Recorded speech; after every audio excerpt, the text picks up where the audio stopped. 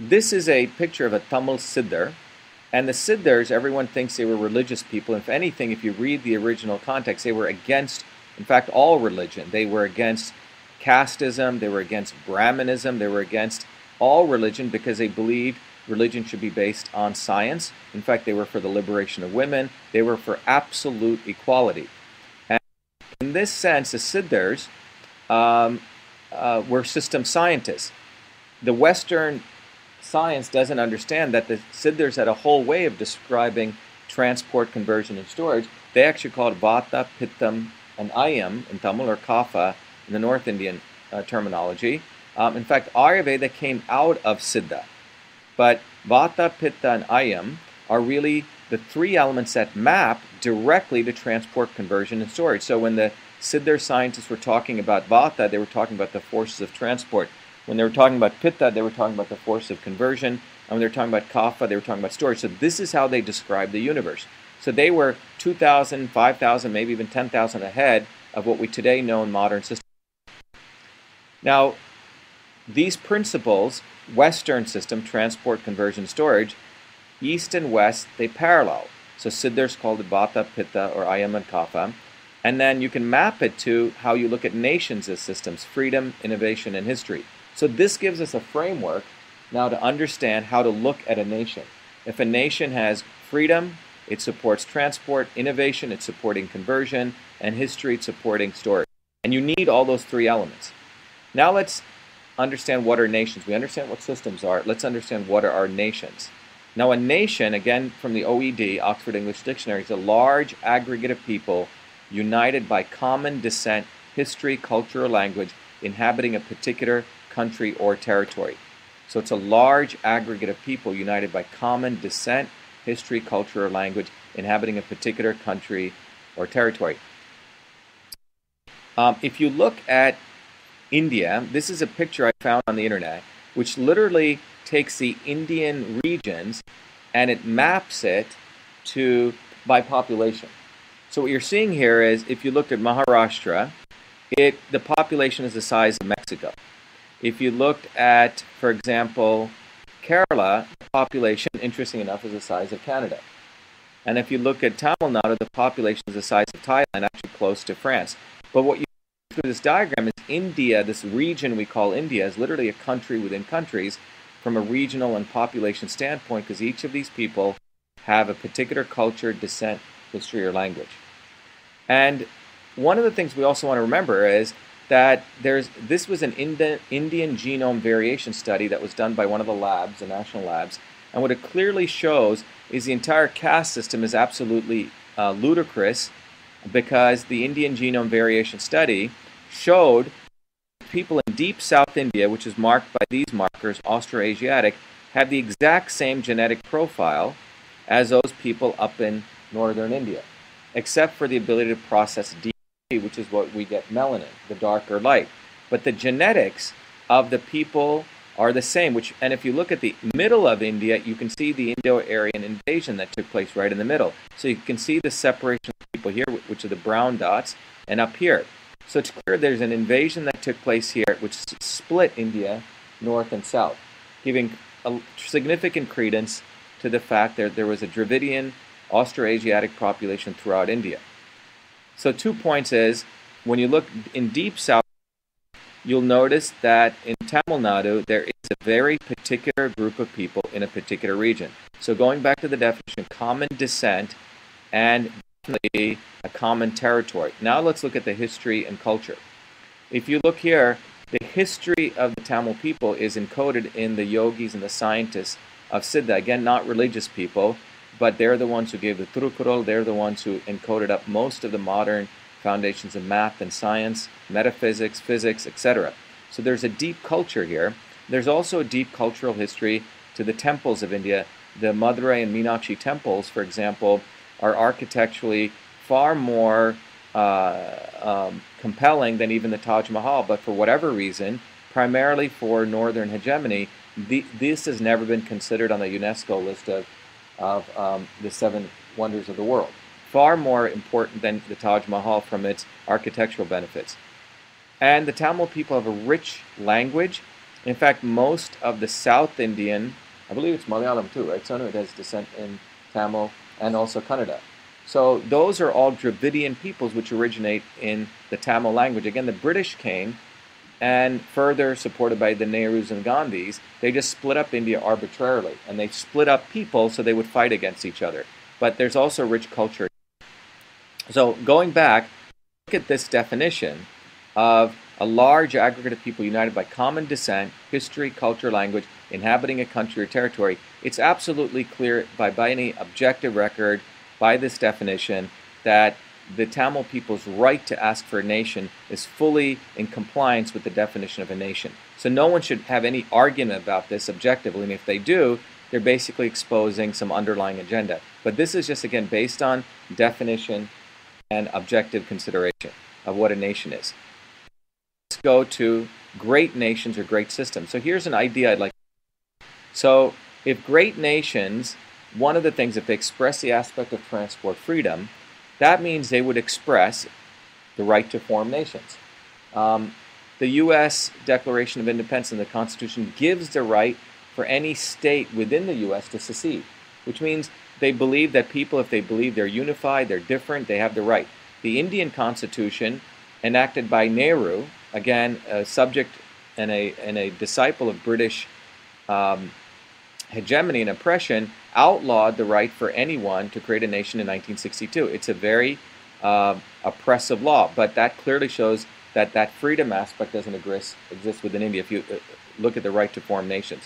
Support for all languages, which means all languages supported, all are encouraged. The ease of movement, again, freedom means movement, transport, of money, people, ideas. You let money come in, you let money go out. You let people come in, you let people go out. You don't make it so difficult for motion as well as ideas.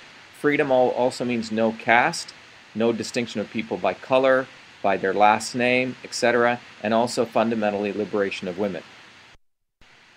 The other part of great nations is innovation, which is conversion, which means they enable an infrastructure where anyone has access to education, that anyone can innovate, which means you need to have equality for all. Not only a certain people made to think they're the smartest, they're the geniuses, and know everyone else is stupid. And they have open learning systems. They support arts and culture. From my own experience as a kid in Newark, New Jersey, as an immigrant inventing email, I know for a fact that innovation can take place anytime, any place, by anybody. Obviously, I was a smart kid, but I was also given access to certain infrastructure, good family, good community. So this is an aspect of a great nation. The third aspect, if you look at the systems approach, is what we call storage and memory and a reverence for others' history, which means we don't go burning other people's temples down. We don't go disrespecting other people's history. We don't go defining people and putting barriers up.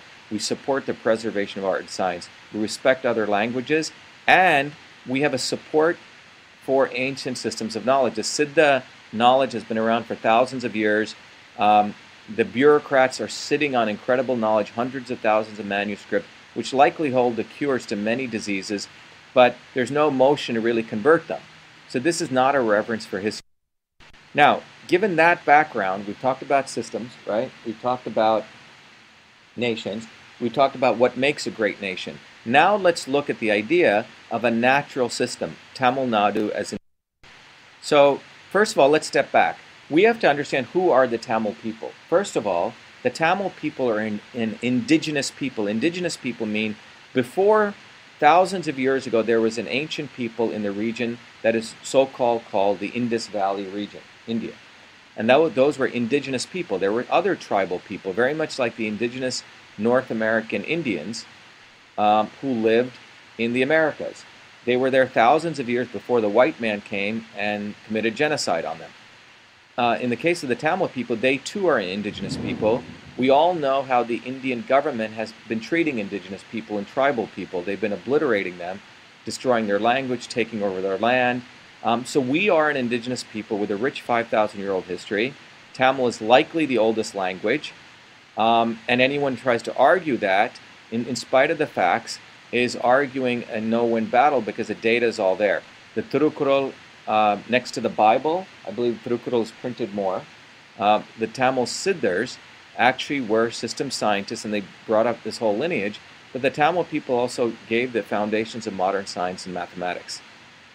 The second aspect of the Tamil people from an indigenous people, very similar to other indigenous people like the Iroquois, Aboriginal cultures, they believed in natural law, which means they never separated human beings separate from plants or animals. All things were created equal, even better than the U.S. Constitution. The U.S. Constitution originally had all white people were created equal, not black people. And then in only 68 they added black people. But the Indian or the Tamil core values were all things are created equal. And they had a deep devotion to art and sciences. They were internationalists. They believed in sustainability of the land. They didn't abuse the land. Their farming practices, their cooking practices, how we treated nations, animals, were all done in a way for what today we call sustainability. This was all part of the original culture. And fundamentally, there was generosity, kindness, and compassion, which today in the English language we call love. The point is that the Tamil people's original core values were based on this. So that's the background I want to give you. So when you look at the core principles, the Tamil people as a were indigenous people with a reverence for natural law, which supersedes human law, which human beings created. Now, what has occurred to the Tamil people? Now, let's just look at the last 77 years, for example.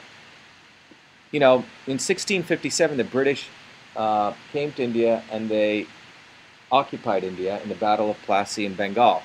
And during that occupation, they actually began to destroy and start redrawing lines of national boundaries. Remember, the British, the Dutch, the Portuguese were like little big corporations which came in, and they did deals with the Hindu feudal lords or the Indian feudal lords, and they created these things called nations.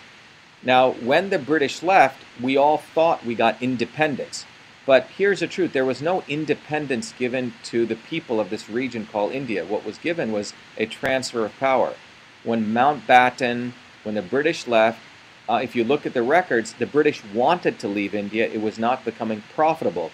So they had created an elite, Nehrus, the Gandhis, other people who were like their subsidiaries or their agents. And they passed power from the British to these agents. In fact, the British invested billions of dollars more in India after they left. So there was no independence India got. There's no declaration of independence. In fact, it's called the transfer of power. That's what the document is called. After the transfer of power, if you look at what happened during that time, the Tamil people were actually promised their own nation.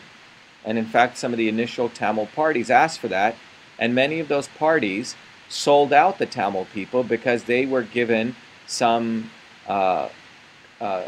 special treatment. So they used to use a sentiment of the Tamil people's right for a nation to get Tamil people very angry and upset, and at the last minute they'd sell them out. In fact, you're probably seeing that today among politicians. They'll talk about nation and they'll strike some deal. But let's look at the reality. Since 1947, here's a reality of if the Tamil people respected. Hindi was forcibly introduced as a mandatory language. Also in Kerala, right, Sana? Everywhere. There was no referendum done. There was no question put forward. Do you want Hindi? Or should we speak all languages? Should everything be an open official language? This was an imposition of policy, and it clearly shows how, quote-unquote, India, I put India around quotes because there is no India per se. It was something drawn up by the British. This is how and this is how India treats the Tamil people. One example. Another example is a reorganization of the states in the mid-50s when the borders of the states were redrawn. And so literally someone took a pen and paper, someone probably made some money on this deal because they got some land, and the borders were redrawn, and Tamil Nadu lost significantly. For example, Kodagu Kurg, the birthplace of the River Kaveri, was just given to the state of Mysore. Again, no referendum, no democratic rights given to the people. You have to understand, in the ancient way that the Tamil people operated, the governance system was by women, village communities, and everyone participated. Here, we were not even given that right as an indigenous people. The other thing is Kerala. Again, Kerala was carved out, right? So this was just a border that was drawn, and the politicians and the warlords there stake claim to the river, saying that Kabani, one of the tributaries, was in Kerala. And again, neither the people of that region or the Tamil people ever discussed this and how it should be done, so it wouldn't cause all this chaos between us. And the agreement was made in 1924, was made invalid upon this reorganization. Another example is the Mullaperiyar Dam. Now, in 1886, for 999 years, the rights were given to the Tamil Nadu, the Tamil people, to manage the dam. And again, you know, this dam provides lifeline to many of the districts in Tamil Nadu for both irrigation, drinking water, as well as power generation. What happened was that agreement was actually enforced by the Supreme Court. The Supreme Court, once in a while, actually does make some good decisions, and they speak on behalf of the people. But then it was disguised and discarded under the disguise that it would cause the dam would cause structural stability, had structural stability issues. And the allegation has been proven many times to be false and unacceptable. Again, another example of reneging promises that were made. Perhaps the most recent one, that's the most egregious one, is the majority of people in Tamil Nadu do not want this nuclear power plant. I believe Kerala clearly said they didn't want it. So they put the plant in Tamil Nadu. And they even had so-called celebrities like Abdul Kalam fly in to convince us how great this power plant was. In fact, I think in the United States now there's no nuclear power plants. Germany's getting rid of nuclear power plants. We know the dangers of these plants because of the significant issues in safety of the fuel materials. And what's important to also understand here is that people democratically are against this, but this was forced down them, and the voices were forcefully silenced by the government of India. People were moved within a 5-mile region out of the power plant, and none of those people's lands were given back to them, even today. And finally, or before finally, the second and final thing is, you look at this 1962 law, which some people may say this forum may be illegal, which is absolutely ridiculous in 2014, is that Nehru, who, by the way, would have loved to become a British Raj, in my opinion, and that's what he was. And if you can look at the dynasty in India, it went from Nehru to his daughter Indira, then to their grandson Rajiv, and then they were trying to recently install Rahul. But that is no different than a British monarch, and you have this monarch who imposed a law saying that no one can have the right to create their own nation. Now, supposedly in the recent election, this dynastic rule was demolished. This law should be taken off the books because it is against natural law, which is a law of people to determine their own rights, and it's against the core foundation of the Tamil people. This law is as horrible as telling a woman or a man who's abused in a relationship that they don't have a right to divorce. And then finally, the reason this conversation is taking place is a so-called war in Sri Lanka, which is not a war. It's absolutely a well-defined way to destroy and commit genocide on the Tamil people, no different than what the white man did in the genocide of the Native Americans. This is not a war, and to call it a war is again hiding the facts and diminishing what's going on to the Tamil people. And it doesn't matter whether they're in Sri Lanka or Singapore or Mauritius, it's Tamil people. Italians don't distinguish between Singaporeans and Italians, or Singaporeans in Kerala. Italians in Kerala, they call them Italians. And the most disgusting part of this is the Indian government inviting Rajapaksa to honor him at the inauguration. And I also want to let everyone know, they said that Rajinikanth did not go to this, but I want everyone to know that Rajinikanth actually sent his daughter. So he's very clever. He acts as though he's against it, but he actually went there. So we have a lot of politicians among the Tamil people who will only act as though they are for the Tamil people, but they're only doing it because Rajinikanth has a movie coming out and he doesn't want any of us to stop going to his movie. But he did send his daughter to honor Rajapaksa, who's a genocidal butcher. So this was a reason that we have self-organized. So let's talk about self-organization, then we'll open up to questions. What is self-organization? Self-organization means that all things in nature move towards freedom, move towards a certain amount of reference. We have come to this discussion not because I am interested in this, but all of us are compelled to come in because of what's occurred historically. So this is not something we wanted to do. We were compelled to do this. That's what self-organization is. That if you, for example, put cold water in a refrigerator, self-organizes into a crystal. It occurs because of the environmental conditions. Because of the environmental conditions, we're self-organizing to have this. So this is what we're going to do. This is an expression, this meeting is an expression of our freedom, innovation, and history, meaning we're expressing our freedom by having this. We're talking about it to try to find innovative solutions, and we're talking about our history. And our right to discussion as nationhood is a right of natural law. Now, I've had some friends of mine who are Tamilians who are frankly telling me, oh, you shouldn't have this discussion. On the one hand, they'll talk about behind closed doors that we should do something, but they're so filled with fear and such lack of courage that they're even afraid to have this discussion. And this fear and courage and lack of courage is why the Tamil people are in the situation they are today. And that fear and lack of courage in many ways is an imposition against natural law, because we as a people, our culture, has no value in the current system which says that you cannot even discuss this. This is against basic rights of freedom, which the United States Nations Charter even gives people the right to have this kind of discussion. So the next steps we want to do is, we don't have a Declaration of Independence for India, for that matter, or even for Tamil Nadu. We should draft one, and that will hold the highest principles. We are then taking questions. Sonu's about to now take questions. We're going to publish these questions, and then we'll hold another forum 2 weeks from now, and we'll be inviting other eminent people to review the Declaration of Independence, and then we'll answer questions. And what we also want is, we want people to participate. If you're serious, beyond the emotion of saying we want to tell, if you're really serious about having a discussion, doing homework, and it's not me only who's going to do this, but I'm just purely someone who's facilitating this discussion within a framework. We should all participate. Now, I want to put this in context, how what we're asking for in this conversation is not even that radical.